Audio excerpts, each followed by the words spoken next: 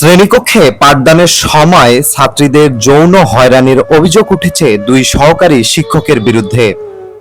দিনাজপুরের বিরামপুরে একটি মাধ্যমিক বিদ্যালয়ের শ্রেণীকক্ষে পাঠদানের সময় ছাত্রীদের যৌন হয়রানির অভিযোগ উঠেছে দুই সহকারী শিক্ষকের বিরুদ্ধে।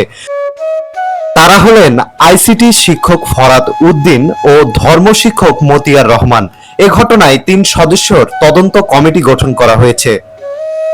বৃহস্পতিবার দুপুরে তাদের বিরুদ্ধে উপজেলা নির্বাহী কর্মকর্তা, ইউএনও ও মাধ্যমিক শিক্ষা কমিটির সভাপতি নুসরাত তাসনিম অয়নের কাছে লিখিত অভিযোগ দিয়েছে বিদ্যালয়টির শিক্ষার্থীরা।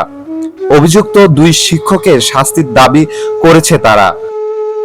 অভিযোগের ভিত্তিতে ৩ সদস্যের একটি তদন্ত কমিটি গঠন করে উপজেলা প্রশাসন। কমিটির সদস্য হলেন উপজেলা মৎস্য কর্মকর্তা কাউসার হোসেন, উপজেলা মাধ্যমিক শিক্ষা কর্মকর্তা শমশের আলী মণ্ডল ও উপজেলা পল্লী উন্নয়ন কর্মকর্তা লুৎফর রহমান। তদন্ত করে ৩ কার্য দিবসের মধ্যে তাদের প্রতিবেদন জমা দেওয়ার নির্দেশ দেওয়া হয়েছে। ওই বিদ্যালয়ে শিক্ষার্থী ও অভিভাবকরা জানান, এই দুই শিক্ষক পাঠদানের সময় প্রায় ছাত্রীদের সঙ্গে অশোভন আচরণ করেন। তারা বিষয়ভিত্তিক পাঠদান বাদ দিয়ে অশালীন ও আপত্তিকর বিষয়ে কথাবার্তা বলেন। শুধু তাই নয়, এই দুই শিক্ষক কৌশলে ছাত্রীদের স্পর্শকাতর স্থানে হাত দেন। এদিকে অভিযোগপত্রে উল্লেখ করা হয়েছে, ১৭ মে বেলা ১১টার সময় অভিযুক্ত এক শিক্ষক ১০ম শ্রেণীর এক ছাত্রীকে লাইব্রেরির কক্ষে ডেকে নিয়ে যান। ল্যাবের কম্পিউটারে আপত্তিকর ভিডিও দেখান। অবাঞ্ছিতভাবে ওই ছাত্রীকে স্পর্শ করার চেষ্টা করেন অভিযুক্ত শিক্ষক। বিষয়টি আঁচ করতে পেরে ওই ছাত্রী ল্যাব থেকে তাৎক্ষণিকভাবে বের হয়ে আসে।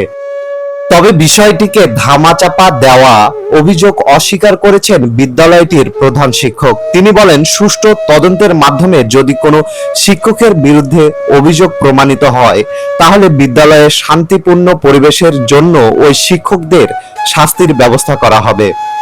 ছাত্রছাত্রীদের দেওয়া লিখিত অভিযোগ পাওয়ার কথা স্বীকার করেছেন তদন্ত কমিটির সদস্য উপজেলা মাধ্যমিক শিক্ষা কর্মকর্তা শমশের আলী মণ্ডল। তিনি বলেন, অভিযোগের ভিত্তিতে সুস্থ তদন্তের পর এই বিষয়ে শীঘ্রই প্রতিবেদন জমা দেওয়া হবে।